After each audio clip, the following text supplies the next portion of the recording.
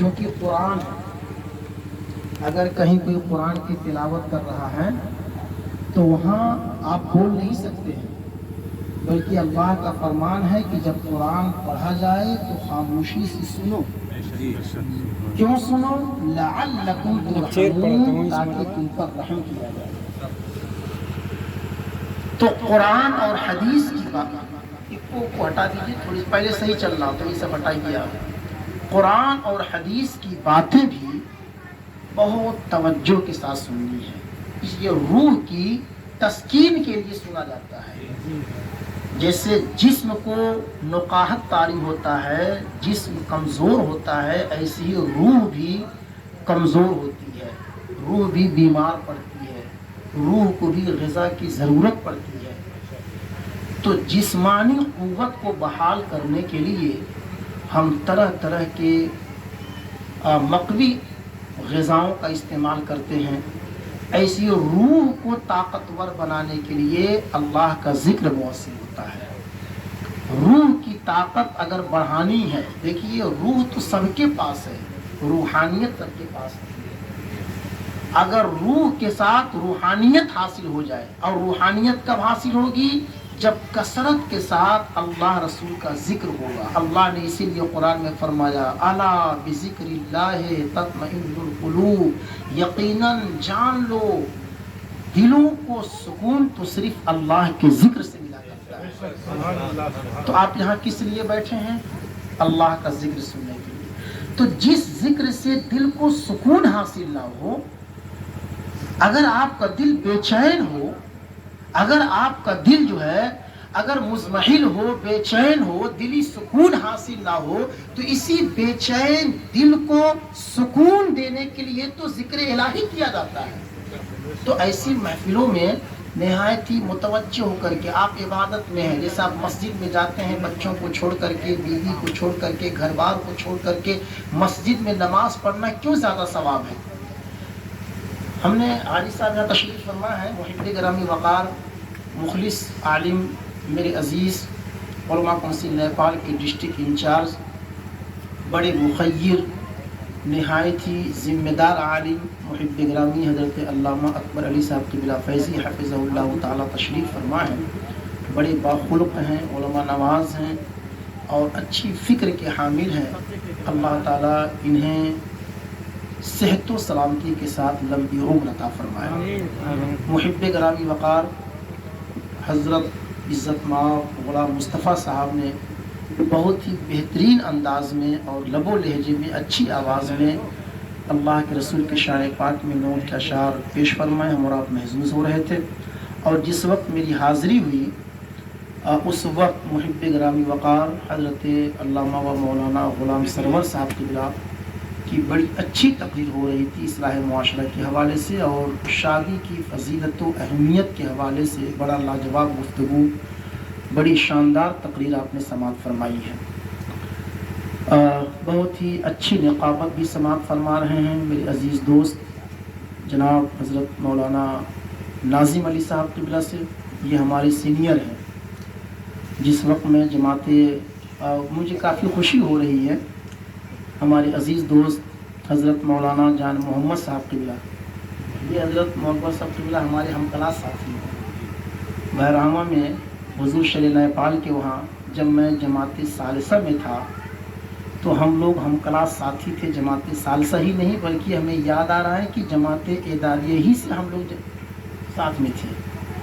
تو آج کافی دنوں کے بعد، کئی سالوں کے بعد آج ایک اسٹیج پر دو ساتھی جمع ہوئے ہیں. دیگر احباب بھی تشریف فرما ہیں، ہمارے حاجی محبوب صاحب تشریف فرما ہیں، دیگر ہمارے حاجی صاحب بھی تشریف فرما ہیں. بس ایک بات میں کہنا چاہوں گا، کبھی بھی آپ جب مسجد میں جاتے ہیں نماز پڑھنے کے لیے تو آپ کو گھر نماز پڑھنے سے کئی گنا ثواب زیادہ ملتا ہے مسجد میں جانے سے؟ زور سے بولیے. 27 گنا، 27 گنا ثواب ملا آپ کو. حالانکہ وہی نماز گھر پڑھ سکتے تھے. توجہ سے میری بات سنیے گا اور یہ سمجھیے کہ آپ ایک کلاس میں بیٹھے ہیں، آپ کچھ سیکھنے بیٹھے ہیں. آدھی گھنٹے کی تقریر ہو لیکن کچھ حاصل ہو. اگر حاصل نہ ہو میں 4 گھنٹہ اسپیچ کروں اور آپ کو میری بات سمجھ میں نہ آئے, آپ کو سیکھیں نہ, کچھ اس کو سمجھیں نہ, تو کیا فائدہ ہوگا بتائیے آپ. تو نماز ہے. جیسے آپ گھر نماز پڑھیں گے تب بھی وضو کرنا ہوگا, مصلی بچھانا ہوگا, آداب وہی ہیں نماز کے جو مسجد میں ہیں. لیکن صرف مسجد میں جا کر کے نماز پڑھنے سے 27 گنا زیادہ ثواب ملا آپ کو. یہ ثواب بڑھا کیسے؟ تو مفسرین نے یہاں فرمایا ہے, محققین نے لکھا ہے کہ مسجد میں جانے سے جو 27 گنا ثواب زیادہ ہوا وہ اس لیے کہ جب ایک بندہ مسجد میں جاتا ہے نماز پڑھنے کے لیے تو اللہ کی رضا کے لیے گھر بار کو چھوڑ کر کے جاتا ہے. گھر بار کو چھوڑ کر کے جاتا ہے, اپنے بال بچوں کو چھوڑ کر کے جاتا ہے. خالص اللہ کی عبادت کرنے کے لیے اپنے گھر بار کو چھوڑنے پر اللہ تعالیٰ اسے ثواب زیادہ عطا فرما دیتا ہے. تو یہ عبادت ہے, یہ بھی ایک عبادت ہے. آپ جب کہیں ایسی مجلسوں میں آئیں تو سکون کے ساتھ حاضر ہو سکے تو باوضو رہیں. دیکھیے یہ وہ محفل ہے میرے بھائیوں کہ میں اللہ کی عزت کی قسم کھا کر کہتا ہوں, یہ اتنی پاکیزہ محفل ہے کہ اس محفل میں اللہ کے حضور کی بھی دعائیں کبھی مردود ہو ہی نہیں سکتی. ایسی محفل ہے کہ اگر یہاں کوئی دعا کی جائے تو آپ کو میں سمجھا تو نہیں پاؤں گا, نہ ہی میں آپ کے اندر اپنی بات پیدا کر پاؤں گا کہ آپ میری بات سمجھ سکیں. میں کوشش کر رہا ہوں, لیکن بس اتنی سی بات جان لیں کہ محفل میلاد میں اگر کوئی دعا کی جائے تو اللہ تعالیٰ ان دعاؤں کو ضرور قبول فرما لیتا ہے. چونکہ دعا کی قبولیت کے کچھ اوقات ہوتے ہیں, اور ہم ہی لوگ جب دعا پڑھتے ہیں تو پہلے اللہ کی دعا مانگنے کا صحیح طریقہ یہ ہے کہ پہلے اللہ کی تعریف کی جائے. جیسے آپ جنازے کی نماز میں جاتے ہیں نا, تو جنازہ کیا ہے؟ جنازہ تو خالص مردے کے حق میں بخشش کی دعا ہے. لیکن پہلے ثنا پڑھتے ہیں, پھر درود پڑھتے ہیں, پھر آپ جنازے کی دعا پڑھتے ہیں. کیا مطلب اس کا؟ اگر آپ یہ چاہتے ہیں کہ آپ کی دعا قبول ہو تو پہلے اللہ کی حمد و ثنا بیان کیجیے. اگر آپ یہ چاہتے ہیں کہ آپ کی دعا قبول ہو تو پہلے آپ اللہ کی حمد و ثنا, اس کی تسبیح, اس کی تہلیل, اس کی تحمید بیان کیجئے. پھر آپ اللہ کے رسول کی ذات پر درود پڑھیے, پھر آپ دعا کیجئے. تو ان جو آپ نے جو اذکار کیا ہے, تسبیح پڑھی ہے, جو اللہ کی حمد و ثنا بیان کی ہے, چونکہ ایسا ہو ہی نہیں سکتا ہے کہ کوئی اللہ کی حمد و ثنا بیان کرے اور قبول نہ ہو. ایسا ہو ہی نہیں سکتا. کوئی تیسرا کلمہ پڑھے ثواب نہ ملے, ایسا ہو ہی نہیں سکتا ہے. تو جب یہ الفاظ اللہ قبول کر لیے تو اللہ کو یہ گوارا نہیں کہ وہ اپنی تعریف کو قبول کرنے کے بعد وہ بندہ اگر کوئی دعا کرے تو اللہ اسے قبول نہ کرے. تو یہ محفل جو ہے یہ اللہ کی حمد و ثنا کی محفل ہے. یہاں پر پہلے ہم نے کہا پہلے درود شریف پڑھ لیجئے, حضرت نے کہا پہلے درود پڑھ لیجئے. کسی بھی بات کو شروع کرنے سے پہلے ہم لوگ پہلے کہتے ہیں درود پڑھ لیجئے, پہلے خطبہ پڑھتے ہیں, اللہ کی تعریف کرتے ہیں, پھر نبی کی ذات پر درود پڑھواتے ہیں, پھر اللہ رسول کی باتیں بتاتے ہیں. اور یہ دین, یہ تو علم دین سیکھنے کا ذریعہ ہے. اور اللہ کے رسول نے فرمایا خیرکم من تعلم القرآن وعلمہ, تم میں سب سے بہتر وہ لوگ ہیں جو لوگوں کو دین سکھاتے ہیں, جو قرآن پڑھتے اور پڑھاتے ہیں, قرآن سیکھتے اور سکھاتے ہیں. تو اس لیے میرے بھائیوں میں آپ لوگوں سے کہنا چاہوں گا, خدا کے لیے ہم لوگ ان محفلوں کو بامقصد بنائیں. حصول لذت کام و دہن کی باتیں نہیں ہونی ہیں. یہ نہیں کہ آئے تھے فلاں صاحب بہت زوردار بولے, بہت مزہ آیا, اور جب صلاۃ و سلام ہو گیا تو کچھ اثر نہیں پڑا. یہ تو سمجھیے کہ آپ علاج کے لیے بیٹھے ہیں. روح بیمار تھی, دل بیمار تھا, آپ علاج کرانے کے لیے آئے اسی محفلوں میں. اب آپ جب یہاں سے جائیں تو آپ کا ایسا علاج ہو چکا ہو کہ آپ کو قلبی راحت محسوس ہو. ایسا تو ہونا پڑا نا, قلبی راحت محسوس ہو. یہی وہ محفلیں ہیں کہ حضور سرکار غوث اعظم رضی اللہ تعالیٰ عنہ اور ہمارے بڑے بڑے اولیاء اللہ کے ایسی محفلوں میں حاضر ہوتے تھے کہ ان کی مجلسوں سے 2-2, 4-4, 8-8 مجلس ملتے باہر نکال جاتے. مجلسوں سے ایسی حرکت کاری ہوتی تھی, شدت کاری ہوتی تھی, ایسا خوف اللہ کا پیدا ہوتا تھا, وہ بے ہوش ہوا کرتے تھے. बायजीद बुस्तामी रज़ियल्लाहु ताला अन्हु का वाक़या बड़ा मशहूर है कि आप ज़ोहर की नमाज 3 मिनट एक वक्त में, आप उठाकर देख लें, बड़ी सारी किताबें आपको मिल जाएंगी तारीख़ औलिया पर। हज़रत सैयदना बायजीद बुस्तामी रज़ियल्लाहु ताला अन्हु का बड़ा मशहूर वाक़या मैं पहुँचा रहा हूँ कि ज़ोहर की नमाज पढ़ने जब मुसल्ले पर खड़े हुए और जब आप सूरह फातिहा पढ़ने के बाद आपने ऐसी सूरह की तिलावत शुरू की जिसमें अल्लाह ने क़यामत का जिक्र किया। तो हज़रत सैयदना बायजीद बुस्तामी रज़ियल्लाहु ताला अन्हु कुरान पढ़ते पढ़ते नमाज की हालत में मुसल्ले पर गश्त करके बेहोश हो जाते।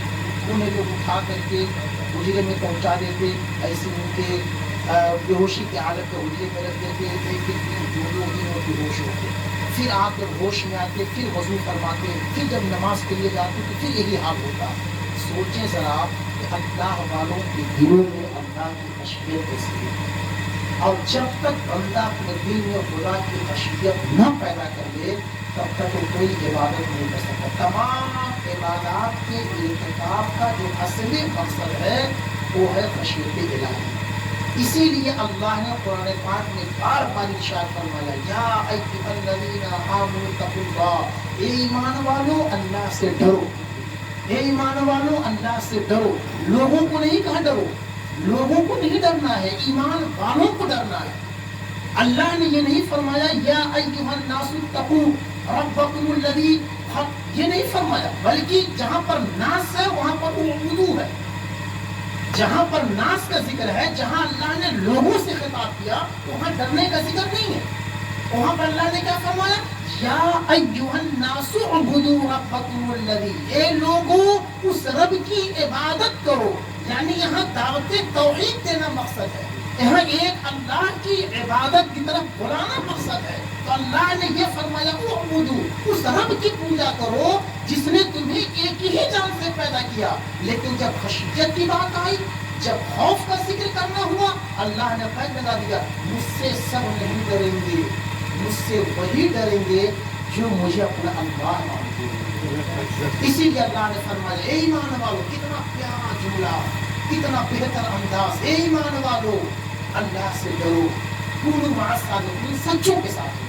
अभी हम शादी की महफिल में बैठे, कल आप जब बारात लेकर के जाएंगे, खुतबे निकाह जब पढ़ा जाएगा, आप जरा कभी तवज्जो दीजिएगा, कभी आप सोचिएगा। यहाँ पर अल्लाह मरकज़ साहब किबला फैज़ी हफ़िज़हुल्लाह ताला दीगर अहबाब भी तशरीफ़ फरमा है। पूरे खुतबे निकाह में कहीं निकाह का जिक्र ही नहीं, अगर हो तो बता दीजिए। यहाँ हज़रत का दो ना, अच्छा माशाअल्लाह, मैं रिश्ते को जाता हूँ। आप कहीं भी आप खुतबे निकाह में दिखा दें, निकाह का खुतबा है, निकाह का जिक्र नहीं। हम जो बाद में जो कहते हैं क़ाला रसूलुल्लाह सल्लल्लाहु अलैहि वसल्लम अन-निकाहु बिसुन्नती, ये तो हदीस है,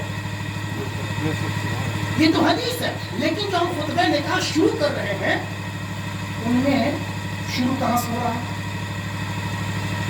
अल्लाह ताला के मुक़द्दस कलाम यानी हम्द व सना के बाद जो खतीब होता है, या अय्युहल्लज़ीना आमनू तक़ुल्लाह, ये ईमान वालों अल्लाह से डरो। किस अल्लाह से डरो? अल्लाह ने फरमाया, या अय्युहल्लज़ीना आमनू तक़ुल्लाह हक़्क़ तुक़ातिही वला तमूतुन्ना इल्ला व अंतुम मुस्लिमून, ईमान वालों अल्लाह से डरो। फिर एक जगह और आयत आई, या अय्युहल्लज़ीना आमनू तक़ुल्लाह क़ूलू क़ौलन सदीदा, ये ईमान वालों अल्लाह से डरो और सच्ची बात करो। ये निकाह के खुतबे में 3 जगह, पहली आयत भी इसी हिसाब से है। पहली आयत क्या है? या अय्युहन नासु तक़ू रब्बकुमुल्लज़ी खलक़कुम मिन नफ्सिन वाहिदा, ए लोगों उस रब से डरो जिसने तुम्हें एक ही जान से पैदा किया। यहाँ भी खशियत। फिर उसके बाद 2 आयतें, यहाँ भी अल्लाह का हो। इसका मतलब यह है कि शादी कोई आसान चीज नहीं है, शादी ये कोई आसान चीज नहीं है। जब तक अल्लाह की खशियत इंसान के दिल में पैदा नहीं होगा तब तक उसकी अज़दवाजी जिंदगी बेहतर हो ही नहीं सकती है। इसीलिए खुतबा निकाह में 3 आयतें पढ़ी जाती हैं और तीनों की इब्तिदा जो है इत्तकुल्लाह से, इत्तकुल्लाह से तीनों आयत की इब्तिदा है। और शादी, ये शादी क्या है? शादी असल में शाद से बना है, जिसके माने खुशी के, जैसे दिल शाद, नौशाद। तो शादी ये शाद से बना है जिसके माने खुशी के। और खुशी की हकीकत क्या है? हम इसको निकाह कहते हैं। निकाह की हकीकत क्या है? निकाह में 4 हरूफ हैं, नून, काफ, अलिफ, हा। देखिए कितना चुन करके नाम रखा।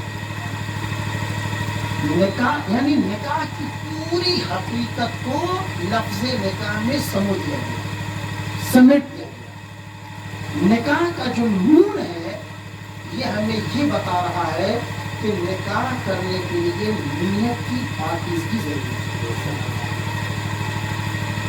काफ ये बता रहा है, देखिए किस निकाह में सवाब है, आप निकाह की तशरीह कर लीजिए। निकाह के एक एक हरफ को आप खोल लीजिए तो निकाह की पूरी हकीकत सामने आ जाएगी। सवाब लेना है, नीयत की पाकीज़गी। सवाब हासिल करना है, कलाम हक की पैरवी। नून नीयत की पाकीज़गी, काफ कलाम हक की पैरवी, अलिफ उल्फत व मोहब्बत और हा हिफाजत निगाह। यानी निकाह का पूरा जो असल जो है वो लफ्ज़ निकाह में शामिल है। शादी असल में शाद से बना है और शादी के माने खुशी के हैं। इसको इसीलिए शादी कहा जाता है, इसमें खुशी होती है। लेकिन कभी मुझे बताइए कि आप खुशी कहते किसे? खुशी का माना मतलब क्या है? एक खुशी तो वो है कि आप खुश हो गए। एक खुशी तो ये है कि आपके किसी अमल से आपके वालिद साहब खुश हो गए।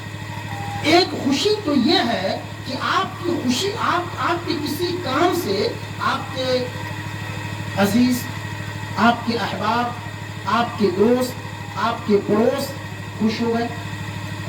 लेकिन हकीकी शादी और हकीकी खुशी तो उसे कहा जाएगा कि जिससे अल्लाह राजी हो जाए। अगर अल्लाह राजी नहीं है तो वो शादी हो ही नहीं सकती। हम लोग जब शादी करते हैं तो हम लोग माँ बाप, भाई बहन, रिश्तेदार, दोस्त अहबाब सबकी खुशी का ख्याल रखते हैं। लेकिन जो मेरा तजर्बा है ज़ाती, मैंने ये देखा है कि छेका से लेकर के रुखसती तक हमने सबकी खुशी का ख्याल तो रखा। लेकिन ईमानदारी की बात होगी, मेरी बात से तकलीफ मत मानिएगा, मैं आपका भाई हूँ और मैं आपको हिदायत भी नहीं दे सकता। मेरी बात हो सकता हो कि शायद आप पर बेरानी गुजर रही हो या गुजरे, मैं पेशगी माफ़ी चाहता हूँ। मकसूद है इस बज़्म से इस्लाह मफासिल, नश्तर जो लगाता है वो दुश्मन है। मैं तो ये चाहता हूँ कि हमारे मुस्लिम भाई के वहाँ जब शादी हो तो उस शादी में ऐसी बरकतें हों कि पूरी जिंदगी उस घर में खुशहाल हो, पूरी जिंदगी उस घर में एक खुशी का माहौल कायम रहे। तो इसके लिए क्या करना होगा?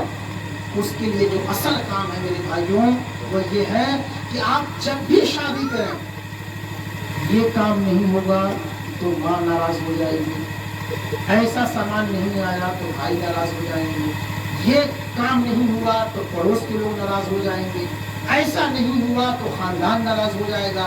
छेका से लेकर के पूरी शादी आप देख लीजिए, आप एक एक फर्द की खुशी का पासो लिहाज रखा जाता है। लेकिन इंसाफ से बताइए, मैं सबकी बात नहीं करूंगा, कुछ ऐसे अल्लाह वाले हैं जो हमेशा इन बातों का पासो लिहाज रखते हैं, लेकिन मैं उर्फ़ आम में जो कसरत के साथ बुराइयां पाई जाती हैं मैं उसकी बात कर रहा हूँ।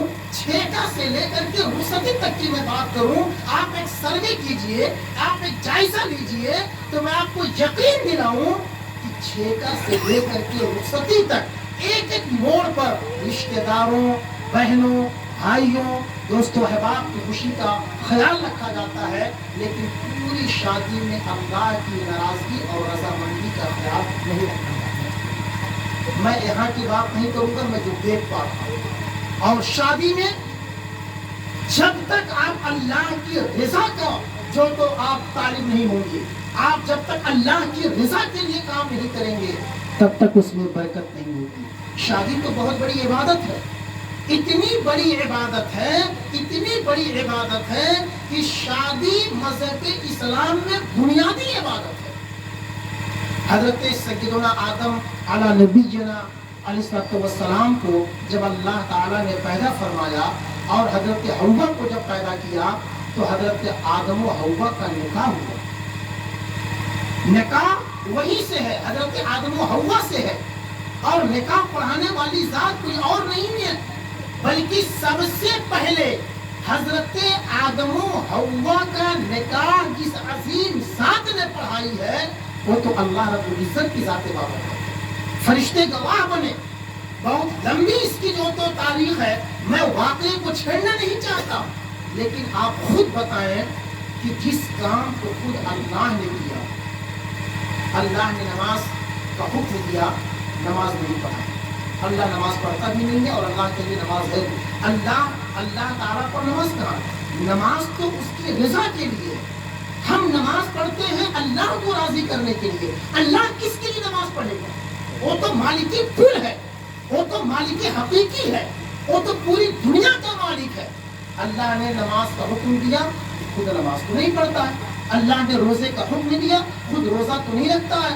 لیکن آپ ذرا سوچیں کہ اللہ رب نکاح کو مذہب اسلام میں کس قدر اہمیت اور فضیلت حاصل ہے کہ اللہ تعالیٰ نے حضرت آدم و حوا کو جب جنت میں پیدا فرمایا۔ میں نے تاریخ پڑھی، حضرت آدم جب حضرت حوا کو ٹچ کرنے جا رہے تھے تو ہاتھ غیبی سے آواز ہے کہ آدم رک جاؤ، جب تک تمہارا نکاح نہیں ہو جائے گا یہ حوا تمہارے لیے حلال نہیں ہے۔ پھر اللہ نے فرشتوں کو حکم دیا جنت کو سجانے کے لیے، حور و حرمہ کو سجایا گیا، پوری جو تو تمام فرشتوں کو درخت طوبہ ایک درخت ہے وہاں سارے فرشتوں کو حاضر کیا گیا۔ اللہ تعالیٰ نے خود اپنا خطبہ خود ارشاد فرمایا جو اس کی شان ہے، اپنے شان کے لائق اللہ نے خود خطبہ ارشاد فرمایا۔ مہر بھی مقرر ہوا، بہت تفصیلی میں واقعہ میں نہیں سنانا چاہتا، لیکن جب حضرت سیدنا آدم علی نبینا علیہ السلام کا جب حضرت حوا رضی اللہ تعالیٰ عنہ کے ساتھ جب نکاح ہو گیا تو حضرت آدم علیہ السلام جب حضرت حوا کو جب چھونا چاہے اللہ تعالیٰ نے منع فرمایا کہ آدم جب تک تم حوا کا مہر ادا نہیں کرتے ہوئے وہ تمہارے لیے حلال نہیں ہوگی۔ تو حضرت حوا سے حضرت آدم نے پوچھا کہ میں تجھے مہر میں کیا دوں؟ تو اللہ رب العزت کے حکم سے حضرت حوا رضی اللہ تعالی عنہ نے یہ جواب دیا۔ حضرت آدم نے پوچھا کیا میں سونا چاندی دوں؟ حضرت حوا نے بھی انکار کیا، مجھے سونا چاندی نہیں چاہیے، اور اللہ کی طرف سے بھی مرضی یہی تھی۔ حضرت آدم نے پوچھا کیا میں ہیرے اور جوہر دوں؟ حضرت حوا نے منع کیا۔ اللہ تعالیٰ کی بارگاہ میں حضرت آدم علیہ السلام نے دعا فرمائی کہ میرے معبود یہ سونا چاندی اور ہیرے موتی لینے سے انکار کر رہی ہیں، میرے اللہ میں انہیں مہر میں کیا دوں؟ تو اللہ تعالیٰ کی طرف سے آواز آئی کہ اے آدم تم میرے محبوب کی ذات پر 10 دفعہ درود پڑھو۔ ایک بات یہ بتائیے، جب رسول پیدا نہیں ہوئے تھے تو درود پڑھنے کی بات کہاں سے آئی؟ لوگ کہتے ہیں کہ ربیع الاول کی 12 تاریخ کو رسول پیدا ہوئی، اور حضرت آدم تو ابو البشر ہیں، تمام نبیوں کے باپ ہیں، ابو البشر ہیں، پوری دنیا کے پہلے انسان کا نام حضرت آدم، اور وہاں حضرت آدم و حوا کا جو آپسی جو نکاح ہو رہا ہے وہاں مہردین کیا طے ہو رہا ہے؟ ذاتی رسالت مآب صلی اللہ علیہ وسلم پر 10 دفعہ درود۔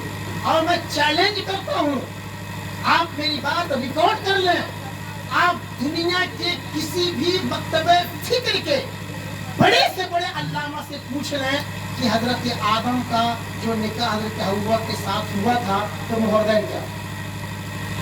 کسی بھی مکتبہ فکر کے عالم سے پوچھیں، میں نام نہیں لینا چاہتا، چاہے وہ دیوبندی ہو، وہابی ہو، چاہے وہ اہل حدیث ہو، کسی بھی مکتبہ فکر کے عالم سے پوچھیں کہ حضرت آدم کا جب نکاح حضرت حوا کے ساتھ ہوا تھا تو آخر مہر میں حضرت آدم نے کیا دیا، تو وہ یہی جواب دے گا کہ حضرت آدم کا جو مہر تھا وہ اللہ کے رسول کی ذات پر درود پاک پڑھتا تھا۔ تو رسول تو حضرت موسیٰ حضرت عیسیٰ کے بعد آئے، اور یہ لوگ کہتے ہیں کہ رسول بشر ہے، معاذ اللہ۔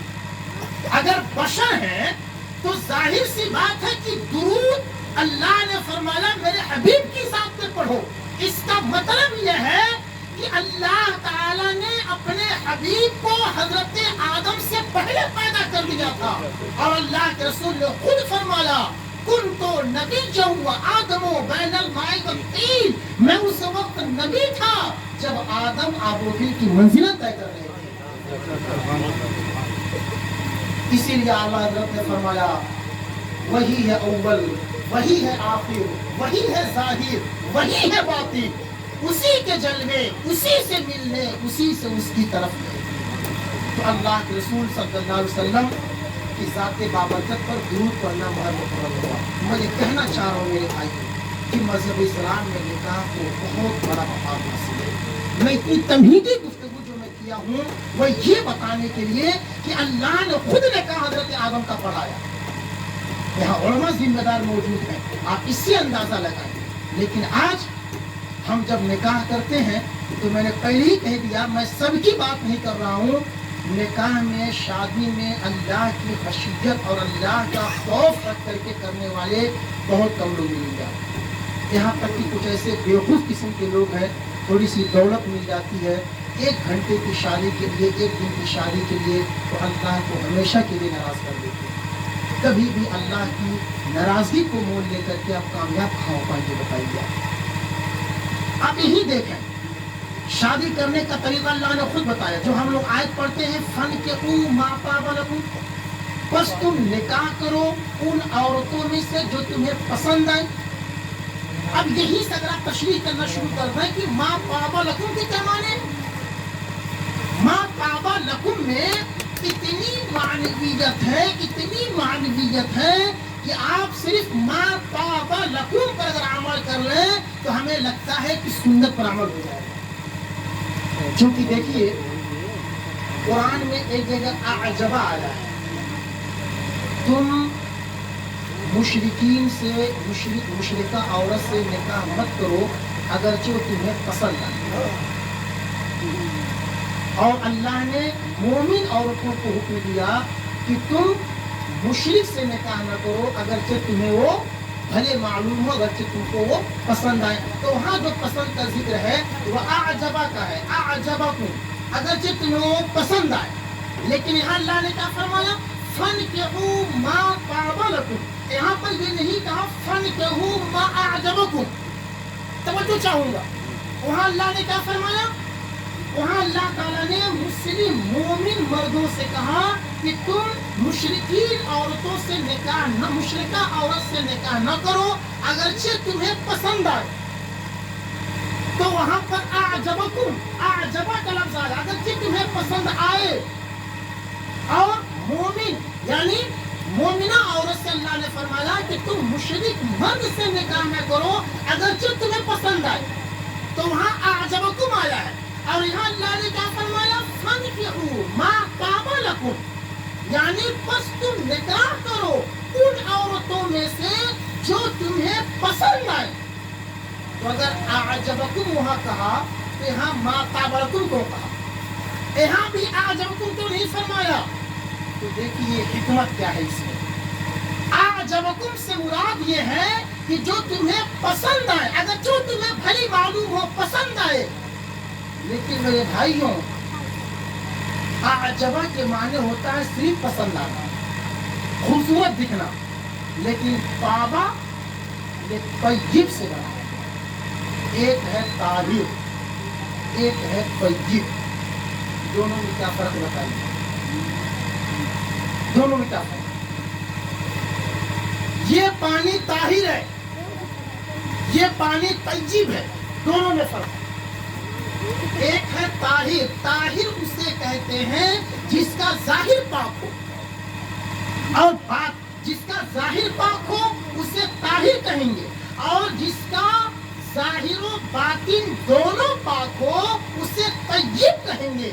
اب ذرا قرآن کی بلاغت دیکھیں. اللہ نے قرآن میں فرمایا ما طاب لکم, جو تمہیں پسند آئے, یعنی طاب لکم, یہ طاب طیب سے بنا ہے. یعنی اللہ رب العزت ارشاد فرماتا ہے کہ اے میرے بندو, تم ان عورتوں سے نکاح کرو جس کا ظاہر بھی پاک ہو, جس کا باطن بھی پاک ہو. ما طاب لکم, جس کا ظاہر بھی پاک ہو اور جس کا باطن بھی پاک ہو. اب آپ اسی پر عمل کر لیجیے. اللہ کے رسول نے فرمایا رشتے کے وقت میں تم 4 چیزیں دیکھ لیا کرو. سب سے آخر میں میرے آقا نے حسب و نسب حسن و جمال کے بعد فرمایا کہ دینداری دیکھو, اور میرے آقا نے فرمایا فَاظْفَرْ بِذَاتِ الدِّین, اور دینداری کو ترجیح دو. دینداری کو ترجیح دینا ہے, لیکن انصاف سے سینے پر ہاتھ رکھ کر کے بتائیے. میں خطاب مسلمانوں سے کر رہا ہوں. مجھے یقین ہے کہ میرے سامنے جو لوگ بیٹھے ہیں یہ کلمہ پڑھنے والے لوگ ہیں.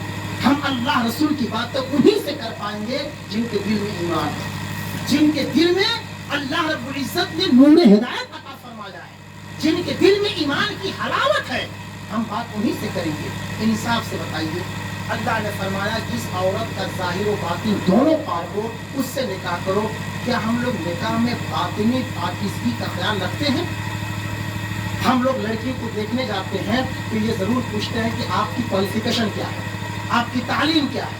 اگر MBBS ہے, اگر ادھیکاری ہے, IAS IPS یا اور بھی کچھ پڑھی لکھی ہے, تب تو رشتہ پکا ہے. انصاف سے بتائیے. معاشرے میں کافی دکھی ہوں. آج ہمیں افسوس ہے کہ ہمارا معاشرہ مغربی کلچر کو اپناتے جا رہا ہے.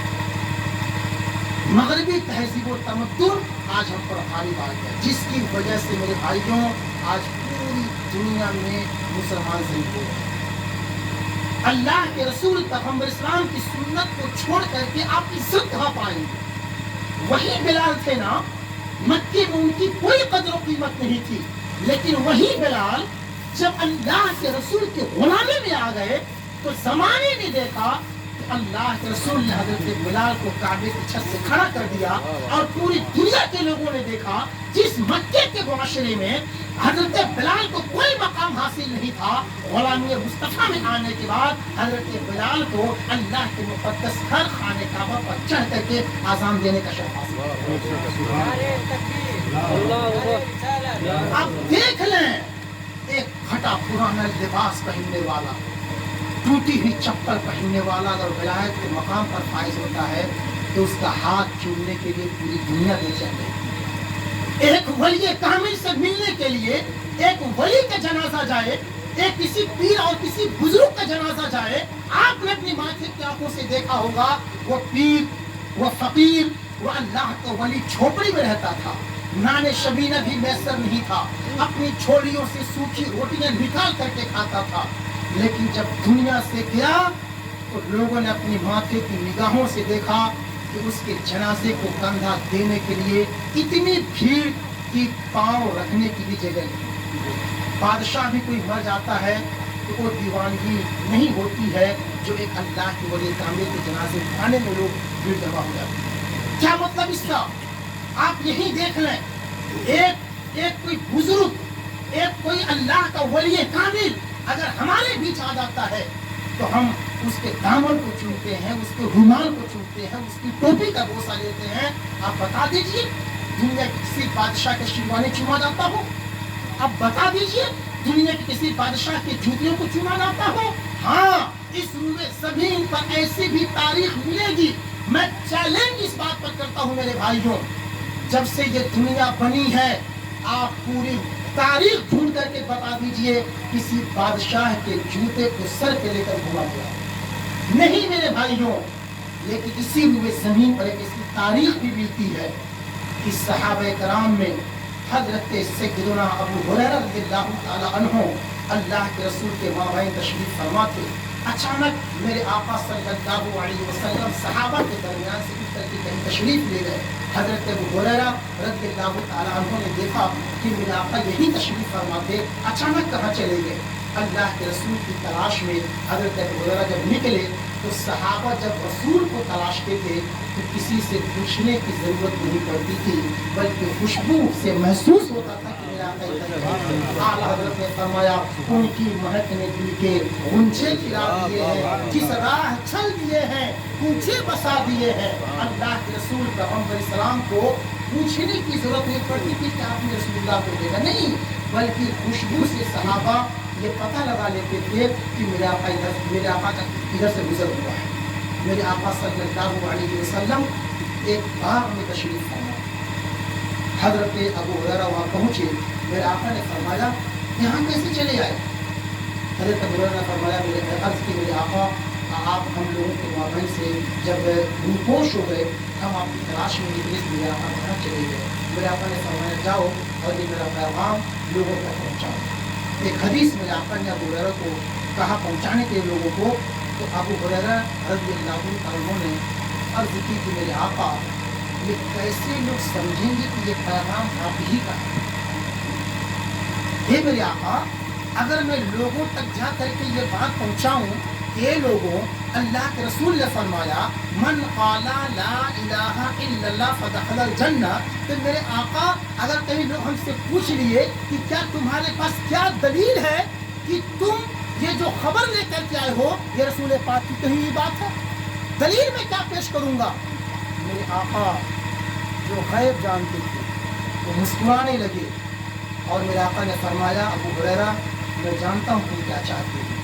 हज़रत सैयदना आक़ा करीम पैगंबर इस्लाम सल्लल्लाहु अलैहि वसल्लम ने अपने नालैन पाक को निकाल करके अबू हुरैरा को दिया और कहा ये लो मेरे नालैन ले जाओ, अगर कोई पूछेगा कि ये बातें किसने कही कहने के लिए तो मेरे नालैन को दिखा देना, लोग मेरे नालैन को देख करके समझ जाएंगे ये नालैन पाक तो हुजूर नबी कायनात का है, ये बात भी उन्हीं की है।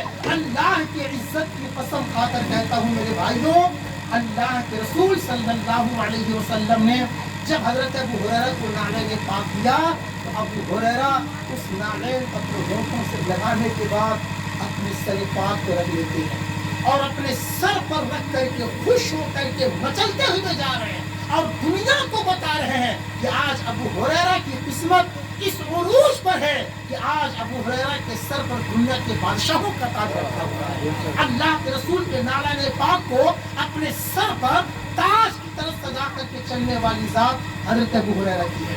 मैं कहना ये चाहता हूँ मेरे भाइयों, सुन्नतों को छोड़ करके आप रुस्वा होंगे, सुन्नतों को छोड़ करके आपको जलील होंगे। मैंने देखा है अल्लाह के वलियों की बारगाह में बड़े बड़े बादशाह, बड़े बड़े अहले सरवत झोलियां फैलाते मैंने देखा और यही सच्चाई है। आज मेरे मुकद्दस की सरजमीन देख लें, बड़े बड़े हुकूमत के वक्त वहाँ जा करके झुकते हैं। इसका क्या मतलब है कि सुन्नत को अगर आप आप सुन्नत को फरोग दीजिएगा, सुन्नत पर अमल कीजिएगा, अल्लाह की इज्जत अता फरमा देगा। इसलिए मेरे भाइयों मैं कहना चाहूँगा सुन्नत हम ना छोड़ें। आज मुसलमान सुन्नत की अमल नहीं कर रहे। आज देख रहे हैं सुन्नतों का जनाजा हमसे निकल रहा है। आज हम लोग कौन सी सुन्नत, सही और सच्ची बात यह है कि नमाज की भी सुन्नतें आज हम छोड़ देते हैं। जाए कि खाने पीने चलने फिरने अल्लाह के रसूल की जिंदगी पर अमल करना ही तो सुन्नत है।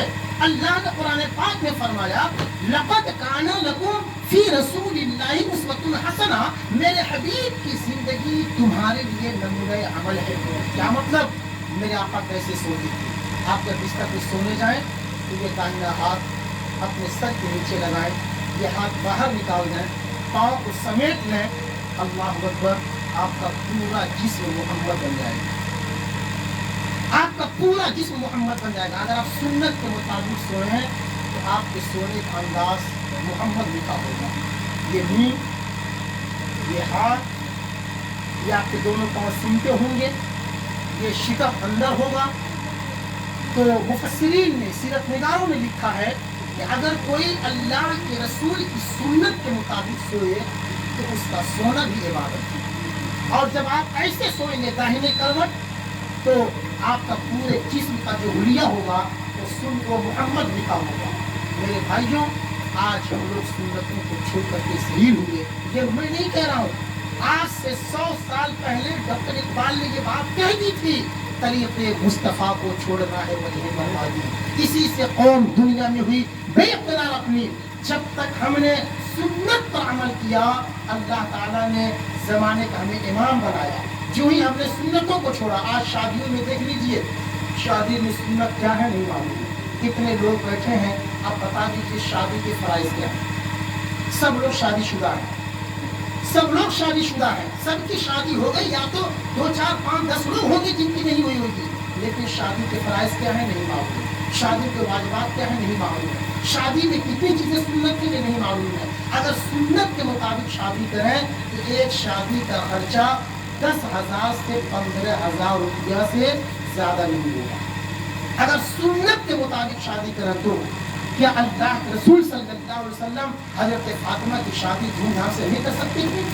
اللہ کے رسول پیغمبر اسلام کو اللہ نے وہ طاقت عطا فرمائی تھی میرے بھائیوں کہ اگر میرے آقا اگر پہاڑ کو خود میں دے دیتے تو پہاڑ سونے کا بڑھ کر کے میرے آقا کے ساتھ ساتھ چلتا. رسول اللہ صلی اللہ علیہ وسلم نے مٹی کو سونا بنا کر کے دکھایا. رسول کی بات کو چھوڑ دیجئے, حضرت علی ایک سائل آیا, ابو جہل اتباع و شیبہ بیٹھے ہوئے, اس نے کہا کہ آپ میری کچھ مدد کر دیں, میری بچی کی شادی ہے. ابو جہل نے حضرت علی کے اوپر کا مذاق کیا. وہاں حضرت علی بھی تشریف فرما تھے, تو حضرت علی کی طرف ابو جہل نے اشارہ کر کے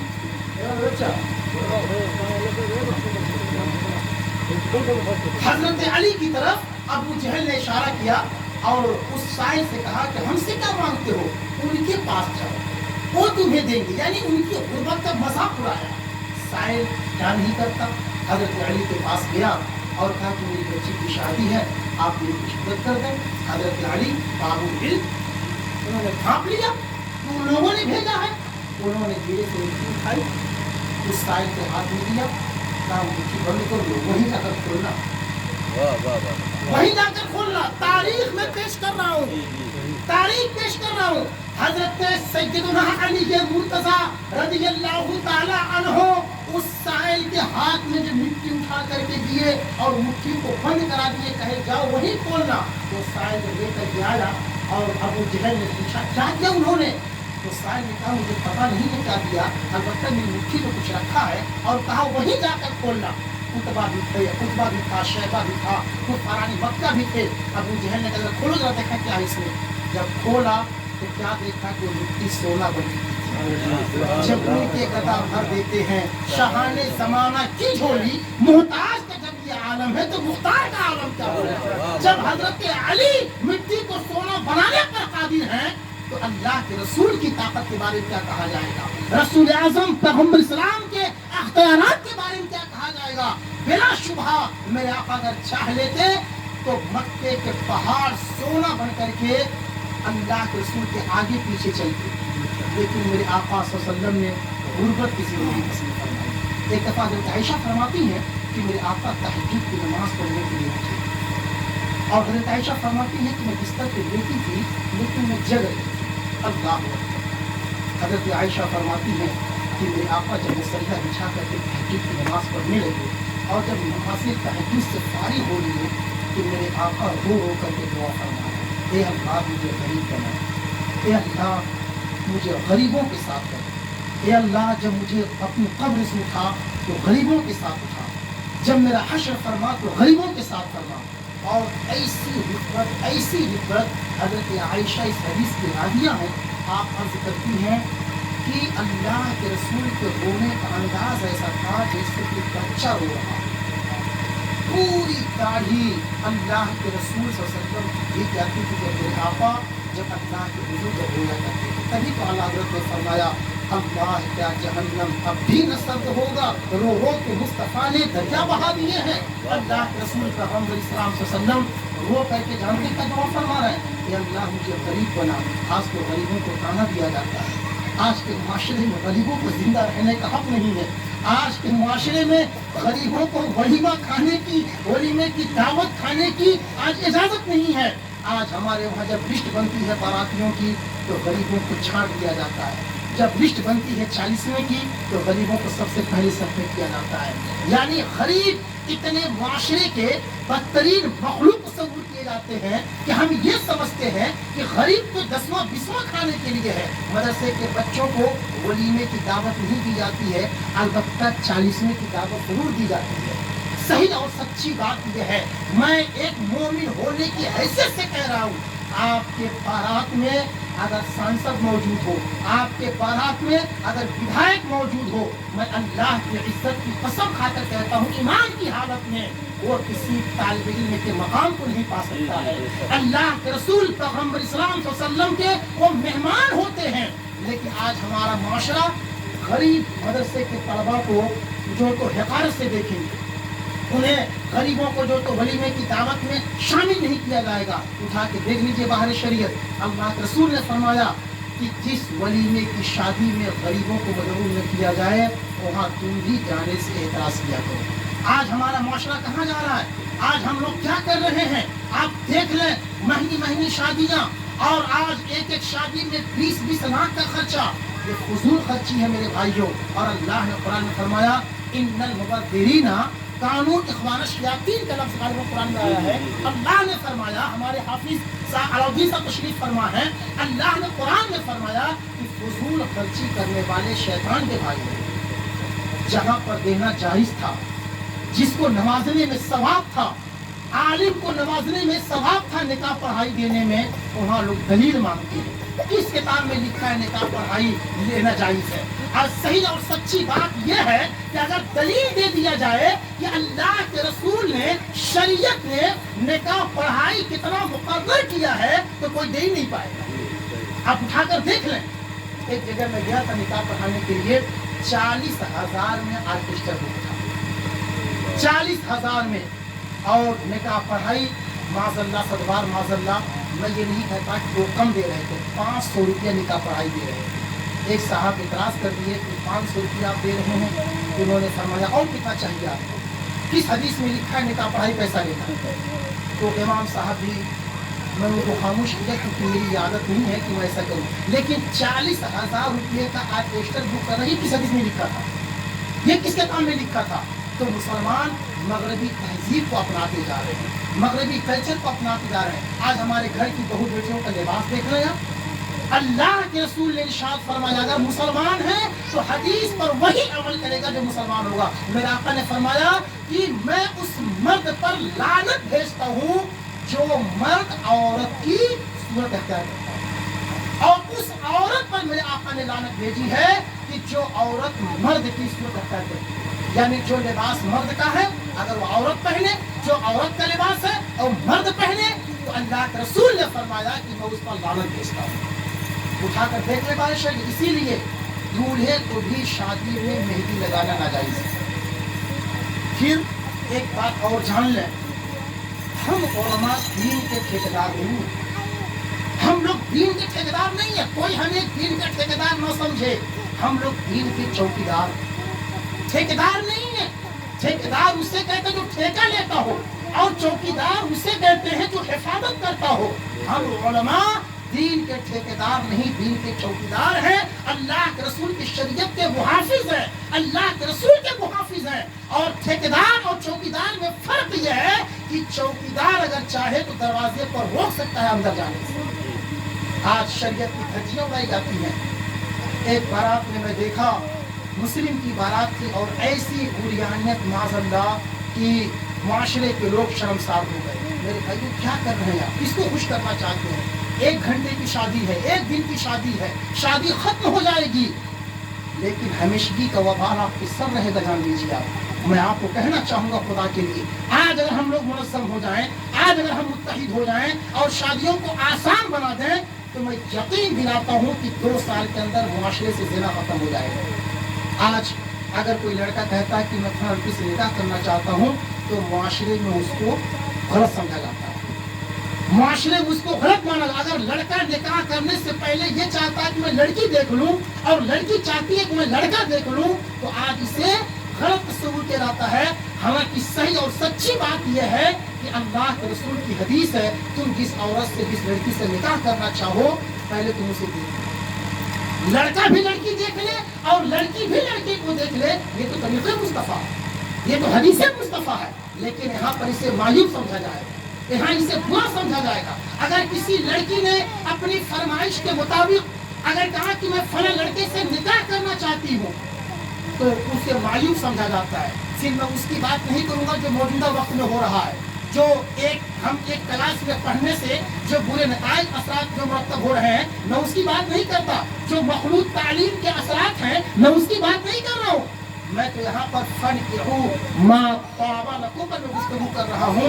आप बता दीजिए, अगर लड़की को अख्तियार नहीं होता तो निकाह से पहले लड़की से इजाजत छह माना दावा क्या माना रखता है? अगर शरीयत ने लड़की को अख्तियार नहीं दिया होता तो इमाम साहब को जाकर पूछते हैं, क्या आप इजाजत दे रही है, पढ़ा दूं?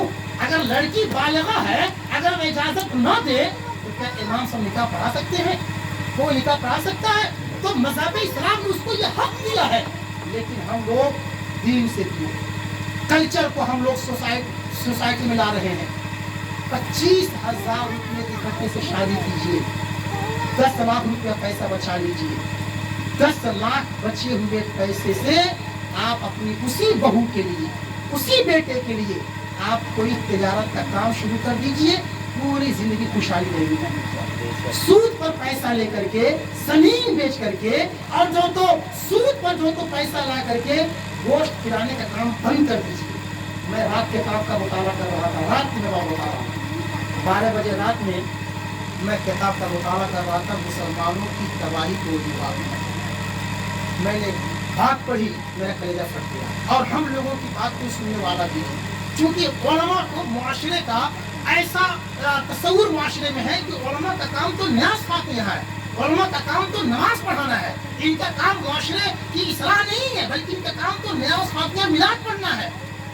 मुआशरे की तबाही के वजूहात में एक सबसे बड़ी वजह यह है कि मुस्लिम मुआशरा फजूल खर्ची में नंबर 1 पर है। आप देख लें और लोगों की शादी में, हमारे वहाँ थोड़ा सा पैसा होगा तो मकान बनवाएंगे, मारवाड़ी कभी भी मकान नहीं बनाते, तिजारत करते हैं। आप बचे हुए पैसे को तिजारत में लगाइए, बचे हुए पैसे से बच्चों को पढ़ाइए। आप शादी में कई जगह मैंने ये भी सुना है कि शादी के बाद लोग आए, सैयद साहब दुआ फरमा दीजिए, बहुत परेशान हूँ, शादी किया हूँ, 10 लाख रुपया खर्च हो गया।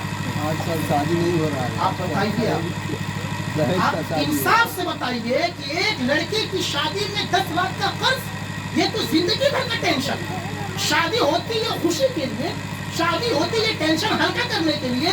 अब 10 लाख का बेचारा गरीब जमीन भीतों पर रख करके ब्याज लेकर के निकाह किया। इंसाफ से बताइए, अल्लाह के रसूल की क्या ये सुन्नत है? क्या हम किसी के दिल को दुखा करके हम क्या ये चाहते हैं कि हमेशा के आराम में रहेंगे? नहीं मेरे भाई, हो सकता हो समधी साहब सिर्फ बच्ची के रिश्ते के लिए जो है वो कुछ ना बोलते हो, आपका अदब करते हो। समधी साहब